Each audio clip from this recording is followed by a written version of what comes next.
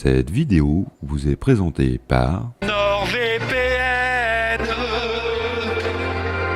Tu nous protèges sur Internet. Salut. Non, cette vidéo n'est sponsorisée par rien ni personne, mais vous allez voir qu'on va tout de même faire un beau voyage. Aujourd'hui, on va parler trésors perdus, nazis et bien entendu, train. Nous sommes en août 2015, en Pologne.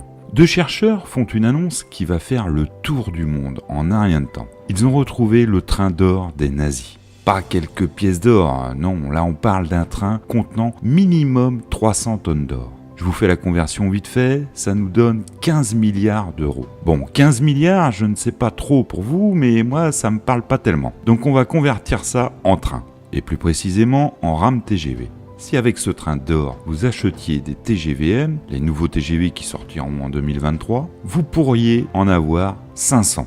Et si vous êtes plus trains régionaux, vous pouvez vous en payer 880 rames de Regiolis Bimode, des trains qui peuvent rouler soit en thermique, soit en électrique, suivant l'équipement de la ligne. Si votre truc c'est plus le RER, sachez que pour ce prix, vous pouvez acheter 715 RER NG, le nouveau RER qui sera bientôt sur les rails. Et enfin, si votre truc là vous c'est plus le réseau, que le train qui roule dessus, au prix du kilomètre de ligne à grande vitesse de la ligne Paris-Bordeaux, avec le train d'or nazi, sachez que vous pourriez financer 577 km de LGV. Bon, on va résumer, ça fait un gros paquet de pognon. Forcément, nos deux Indiana Jones ne donnent pas le lieu précis où se trouve ce train. Du moins, ils ne le donnent pas directement. Ils situent ça dans la région de Walsbridge. Oh, et puis, chiotte, voilà, c'est écrit là, prononcez-le par vous-même. C'est une ville polonaise, quoi. Quand on trouve un trésor, on en devient l'inventeur. On n'a rien inventé du tout, mais c'est le terme utilisé. Dans la loi française, on n'en est pas pour autant propriétaire. C'est 50% pour celui à qui appartient le terrain sur lequel on trouve le trésor et 50% pour l'inventeur, celui qui l'a découvert. Mais la loi polonaise est différente. Là-bas, c'est 100% pour l'État. Donc ils tentent une négociation. Elle est bien, j'ai envie de la prendre. Bah attends, je vais te la marchander. Ils veulent un contrat béton qui stipule qu'ils auront 10% de la valeur totale de ce qui sera trouvé contre l'emplacement révélé. L'affaire est entendue, on peut commencer à creuser. Avant de découvrir la suite, on va se pencher sur 2 ou 3 questions. Pourquoi il y aurait un train nazi caché dans ce coin-là? Et pourquoi on ne l'aurait pas trouvé avant? Non, parce qu'un train, c'est un peu gros, donc un peu visible. Et c'est quoi cette histoire de train d'or nazi? L'histoire des trésors nazis naît peu de temps après la guerre 39-45. Pendant toute la guerre, le Troisième Reich a pillé l'Europe, la Russie et le nord de l'Afrique. Les millions de personnes déportées ont été spoliées de tous leurs biens. Aussi, les nazis ont accumulé d'énormes richesses. Et à la fin de la guerre, ces richesses attisent les convoitises. Dès 1943, Eisenhower crée le Monument Fine Art and Archive Programme, le programme de sauvegarde de l'art, des monuments et des archives. C'est en fait un groupe d'experts chargés de suivre les troupes au fur et à mesure de leur avancée et récupérer et sauver ce qui peut l'être. On estime alors qu'environ 5 millions d'œuvres d'art ont été volées par les nazis pendant le conflit, et il s'agit de les récupérer. Les 350 hommes qui composent ce groupe sont tous des experts dans leur domaine, mais pas des militaires. Ils viennent de divers pays et vont opérer jusqu'en 1946 pour récupérer et restituer les œuvres aux survivants et aux familles des victimes. Ils vont ainsi découvrir énormément de planques dans des châteaux, des caves et même des mines de sel reconverties en stock d'œuvres d'art. Le film Monument Men relate leur histoire. Le Troisième Reich pillait donc les œuvres d'art, mais aussi bien entendu les richesses sonnantes et trébuchantes. Or, bijoux, argent, tout y passait. Il fallait financer l'effort de guerre. C'est ainsi que des 4 coins d'Europe, des convois transportaient des fortunes en direction de l'Allemagne. Et forcément, si on a su retrouver bon nombre d'œuvres d'art volées, une question restait en suspens. Où est l'argent ? Dans les années 50, les langues commencent à se délier. Oui, il y a des trésors cachés, des fortunes englouties, des montagnes d'argent planquées, et certains savent où.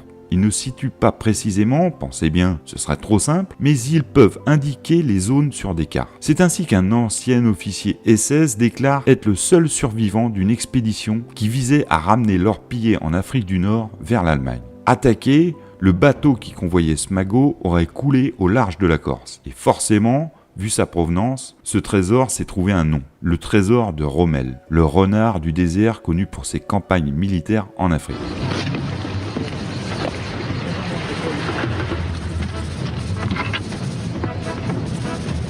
Puis, le chargement est placé sur une barge qui prend la direction de l'Italie. Mais le voyage est dangereux. Les Alliés sont partout.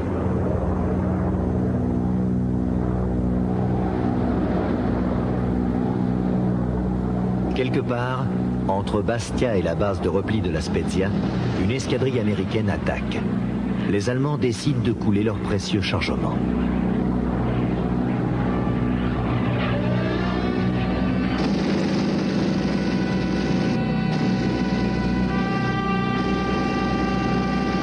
Le trésor de Rommel entre dans la légende.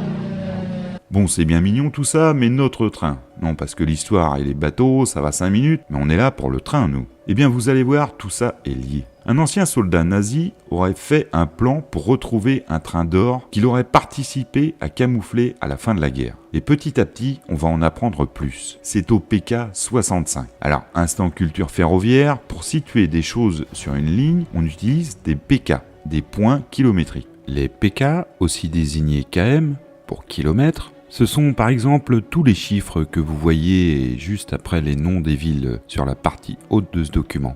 Par exemple, on voit que Landivisiau est au PK 589,033. Au départ de la ligne, il y a le point 0. Et à partir de là, à chaque kilomètre, il y a une pancarte sur le bord de la ligne avec le PK. Ça permet de localiser précisément les gares pour savoir quand freiner pour s'y arrêter par exemple. Ça, c'est Sirius. C'est ce qu'ont les conducteurs en France pour conduire. Ils ont ça sur un iPad et ils roulent avec ça sous les yeux. Bon, je vous explique pas plus avant ici parce que là, on va faire du hors-sujet. Mais je vous ai entouré en rouge tous les PK, tels qu'ils apparaissent au conducteur. Il voit le PK de la gare, il sait où freiner. En plus des PK, il y a les bornes hectométriques qui viennent jalonner tout ça entre chaque pancarte de PK. Donc si je sais qu'il me faut par exemple 1500 mètres pour m'arrêter avec mon train et que la gare que je vise est au PK 135, il faut que je freine au PK 133,5. Bravo, vous avez bien compté. Bon, là, c'était la version simple. Dans la vraie vie, c'est plus des gares au PK 473,8 et une ligne prise en sens inverse, donc en PK décroissant. Mais là, c'est un autre sujet. Là, notre train, il est au PK 65. Il y avait, dit-on, un ancien aiguillage qui permettait de changer de voie à cet endroit pour rejoindre un tunnel.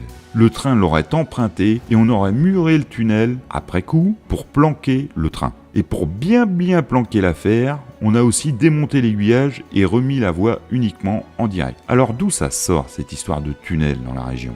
Walbrug, enfin la ville polonaise là, se trouve en Basse-Silésie. C'est une province prussienne. Et la Prusse, c'était le nom de l'Empire allemand avant qu'il devienne une république. Donc c'était un territoire allemand de base. Cette région sera intégrée à la Pologne en 1945. Pendant la guerre, on y produisait pas mal d'armes car c'était une région minière et Hitler projetait d'en faire une de ses bases. Il y en avait un peu partout en Europe. Mais au fil du conflit, les bombardements alliés se faisaient de plus en plus récurrents. Aussi, l'idée fut de s'enterrer. Pas juste pour se cacher, non, pour vivre et produire carrément. Une base mais aussi des usines devaient voir le jour sous terre. Pour creuser tout ça, il faudrait des milliers d'hommes, et justement, les camps de concentration en offraient plein de disponibles et corvéables à merci. On ne compte plus le nombre de morts liés à ces tunnels tellement les conditions de travail étaient effroyables. Le résultat, un vrai camembert souterrain dans cette région. Aussi des tunnels pour cacher plein de choses, ce n'est pas ce qui manquait. Et des choses à cacher, les nazis en avaient un bon paquet, car comme on l'a vu, le pillage était une des bases de fonctionnement de leur régime. Aujourd'hui encore, pas mal de richesses volées à l'époque sont toujours disparues. Cette région de Silésie, au cœur du Troisième Reich, était considérée comme le coffre-fort de l'Allemagne, car son emplacement en faisait un des points les plus éloignés du front. De même, sa proximité avec Berlin avait transformé cette région en un lieu de villégiature pour la noblesse prussienne. Aussi, assez naturellement, c'est vers ce point qu'ont convergé pas mal de richesses pillées un peu partout. Alors, il y avait des tunnels, il y avait des richesses. Aparté, j'ai repris les vidéos de 2015 à ce sujet et je me suis penché sur les commentaires. Là, on fait un beau voyage au pays du complotisme. Donc autant le dire direct. Les complotistes en herbe et autres nazillons sur le retour, le moindre commentaire déplacé à ce sujet, je fais le ménage par le vide. Non, tu dégages! Sinon je t'en colle une! Jamais vu un mec comme toi! T'es une merde! Fin de l'aparté. Alors notre train aura quitté Breslau à destination de on ne sait pas trop où, car forcément ça restait secret. Et il devait passer par la ville polonaise, sauf qu'il n'y est jamais arrivé. Un ancien mineur ayant cherché toute sa vie ce train mène nos 2 chercheurs d'or sur la piste du PK-65. Quand il était jeune, il a discuté avec d'anciens soldats allemands. Des choses étranges se sont passées dans la région, des trains blindés passaient, des tunnels et des gens fusillés pour pas qu'ils n'en parlent, des trains de richesse transitaient dans la région. Le rapport est vite fait. Nos 2 chercheurs font des études de sol. Ils trouvent une cavité souterraine à l'endroit indiqué. Ils font ça avec leurs moyens professionnels comme des radars à résonance magnétique et interprètent les images. Retenez bien le mot « interprète ». Ils vont obtenir les autorisations qui vont bien, mais les autorités locales, si promptes à affirmer la présence d'un trésor, vont étonnamment se montrer très prudentes au moment de sortir les quelques milliers d'euros nécessaires pour financer les fouilles. Nos 2 compères veulent faire 2 tranchées de 6 mètres de profondeur sur 100 mètres de long, afin de sonder le terrain. Ce sera financé par quelques donateurs. Là aussi, on peut s'étonner des moyens quand on voit un pauvre tractopelle tout seul creuser un terrain pour retrouver potentiellement 15 milliards d'euros. L'Académie des mines de Cracovie a beau dire et répéter que non, d'après ses études à elle, il n'y a pas de train caché à l'emplacement indiqué. Les travaux sont malgré tout lancés 1 an après. Pendant des semaines, les trous s'agrandissent, tout autant que le mystère se dégonfle. Pas la moindre trace de train. Nos chercheurs d'or commencent à changer d'avis. On ne trouvera pas de train, mais par contre, il y aura certainement un tunnel. Bon, forcément, trouver un tunnel, ça peut être pas mal pour un passionné de tunnel, mais sans le moindre train d'or à l'intérieur, la presse change de crèmerie. Alors ils ont trouvé quoi finalement? De l'argile. Oui, vous savez, ce qui sert à faire de la poterie.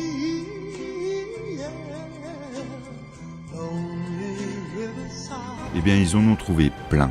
Et rien que ça. L'arc de cercle, qui devait être l'entrée d'un tunnel suivant leur interprétation, était en fait une couche d'argile, résultant d'un ancien glacier. Interprétation des images. Quand tu regardes des nuages, tu peux y voir ce que ton esprit voudra y voir. Eux voulaient voir un tunnel, un train. Ils étaient bercés là-dedans depuis tout petit. Et ils ont vu ce que leur esprit voulait voir. Les archives viennent d'ailleurs témoigner. Au moment où ce train aurait quitté Breslau, d'après leurs renseignements, la ville était totalement assiégée par l'armée rouge. Aussi, il aurait été impossible qu'un train allemand en sorte. Et nos chercheurs de trésors alors, c'est quoi leur qualification dans le domaine? Eh bien, ils étaient entrepreneurs en BTP. Mais d'après vous, entre eux, entrepreneurs en BTP, et les universitaires et leurs études, le monde voulait croire qui? Bingo, les 2 loustiques. Un peu comme aujourd'hui, certains préfèrent se dire que la vérité est forcément sur Facebook et que les chercheurs sont à la solde du grand complot mondial, en 2015, on plonge à fond dans cette histoire de trésor sans écouter les empêcheurs de rêver en rond que sont les scientifiques. Car dans tout ça, le pire est le soutien d'un politique qui va faire d'un échange entre 2 gars au PMU du coin une affaire mondiale.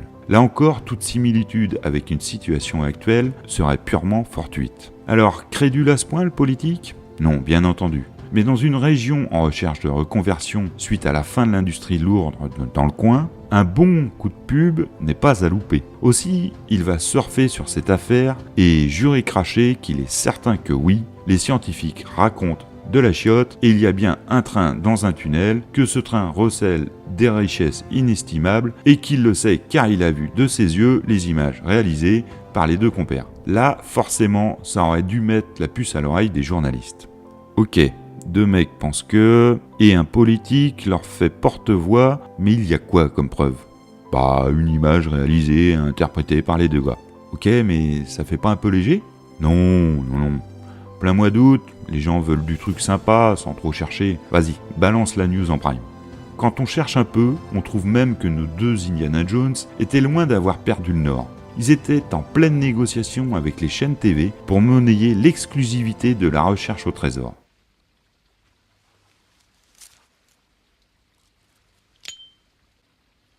que je réfléchisse. Pendant ce temps, le nom de la ville, que j'ai tant de mal à prononcer, faisait le tour du monde, et les touristes affluaient. Cette région déshéritée, qui était sinistrée après la fermeture des mines dans les années 90, avait d'un coup son Loch Ness à elle. Cette ville polonaise a connu une année touristique sans précédent grâce à la ferveur médiatique autour de ce train. Le nombre de curieux qui ont séjourné en ville a augmenté de 44% par rapport à l'année précédente. Nous estimons que l'exposition médiatique a permis à notre commune de faire un bénéfice de 200 millions de dollars, assure le porte-parole de la mairie. Une historienne locale, Johanna Lamparska, auteure de plusieurs livres sur les énigmes historiques en Basse-Silésie, l'assure. De telles annonces se comptent par dizaines depuis des années. Celle-ci a juste reçu un peu plus de publicité. Les Allemands consignaient soigneusement tout ce qu'ils faisaient dans des documents, y compris leurs crimes. On n'en a trouvé aucun sur ce train. Mais personne ne l'écoute. Les chercheurs d'or du monde entier affluent dans cette petite ville de Pologne. Et chacun veut voir le moment où sera déterré le fameux train.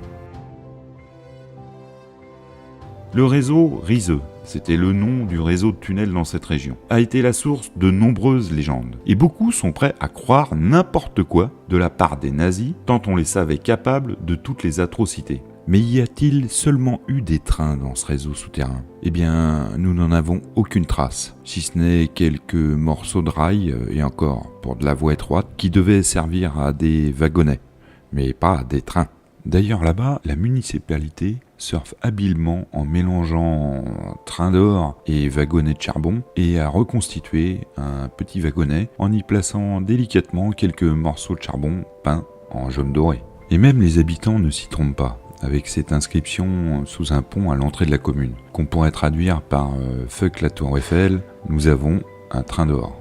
Les documentaires et rumeurs sur les secrets nazis sont légion. Et si en plus il y a un truc souterrain, là ça devient l'objet de tous les fantasmes. Quelques exemples en lien avec ces tunnels, en plus de ce fameux train d'or. Le réseau abriterait des armes chimiques ou bactériologiques, ou même nucléaires. On aurait extrait de l'uranium, 120 savants atomistes danois et norvégiens y auraient travaillé. Autre rumeur, il y aurait un centre de recherche secret ou un avion de combat secret, lui aussi, le V7, aurait été développé.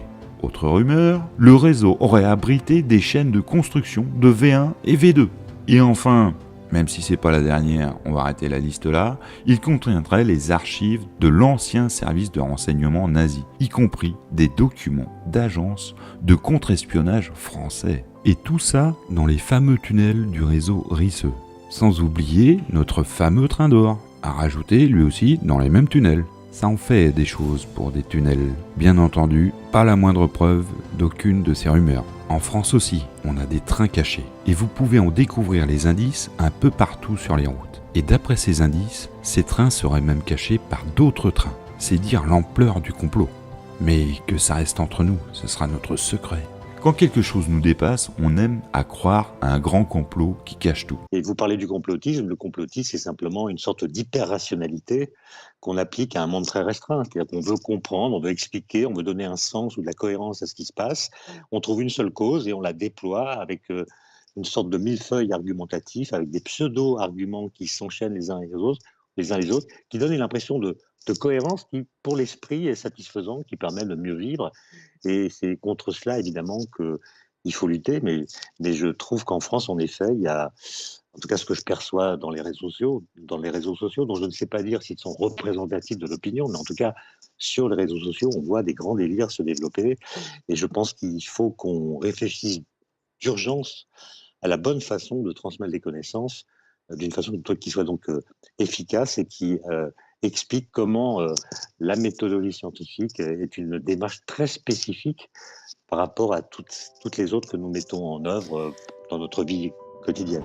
Aussi, entre quelques énergumènes avides d'argent et de gloire pour leur région et des esprits avides d'histoire pour meubler leur été, la mayonnaise a bien pris.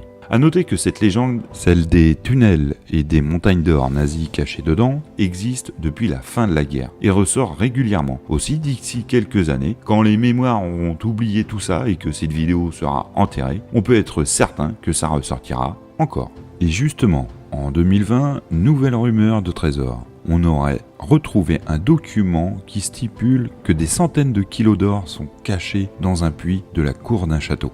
Alors, encore une fois, ça se passe en Pologne. Mais là, forcément, 2020, c'était pas la bonne année. Covid oblige, c'est passé sous les radars. Si bien que l'effet attendu n'a pas franchement eu lieu, et évidemment, les touristes ne sont pas venus. Et même les locaux commencent à témoigner que tout ça est un gros n'importe quoi médiatique fait uniquement pour attirer les touristes. Mais certains, comme ce spécialiste polonais, ne croient pas à la véracité du texte. Non, c'est du bluff. Je suis catégorique. Il y a régulièrement des histoires d'or cachées dans la région. Et à chaque fois, après les fouilles, c'est un fiasco. C'est juste un coup de pub pour le château. Il y avait bien de l'or dans cette région. Il s'appelait emballement médiatique. Ils l'ont trouvé et exploité. On aime rêver, tant pis, tant mieux. Et là, vous allez me dire, mais au fait, il a jamais reparlé du trésor de Rommel. Eh bien là, c'est comme pour les tunnels. Les versions du témoin ont évolué au fil du temps, si bien que d'un trésor sûr et certain, petit à petit, il ne reste plus rien. Les recherches se sont enchaînées d'année en année, et maintenant, on est pratiquement sûr, on ne trouvera jamais rien. Voilà, fin de cette vidéo apéro, faite pour être dégustée en plein mois d'août, un verre à la main. Donc il vous reste une main de libre pour liker et entre deux gorgées, commenter. Allez, tchou tchou!